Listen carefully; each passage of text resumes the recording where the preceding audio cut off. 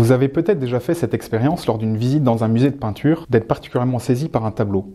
L'histoire qui est racontée, des couleurs, un personnage, un détail. Et tout d'un coup, c'est comme si ce tableau semblait avoir quelque chose de plus profond à vous dire. Pourtant, ce tableau reste fixé dans les limites étroites d'un cadre. C'est un peu la même chose dans la prière. L'infini qu'est Dieu, en fait, se donne dans le fini.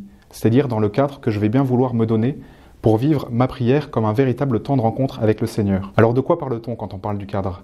On parle en fait de petites décisions que je peux prendre la veille, par exemple, de ma prière, pour décider du moment dans ma journée où je vais prier, du lieu où je vais pouvoir le faire, de la durée de ma prière, et puis de ce que je vais prier, du contenu de ma prière. Par exemple, avec quel texte de l'Évangile ou de la Bible je vais prier, une demande de grâce que j'ai envie de formuler. Alors 3 conseils un peu plus concrets peut-être, pour fixer un cadre ajusté. Le premier, c'est de chercher un cadre réaliste, qui corresponde à mes contraintes, mes engagements professionnels, familiaux, mon état de vie, mon rythme de vie. Le deuxième, c'est de veiller à relire ma prière pour adapter progressivement ce cadre, en retenant ce qui m'aide à prier et en écartant ce qui est moins bon pour ma prière. Et le troisième conseil, c'est de se rappeler que le cadre dans la prière a à s'effacer.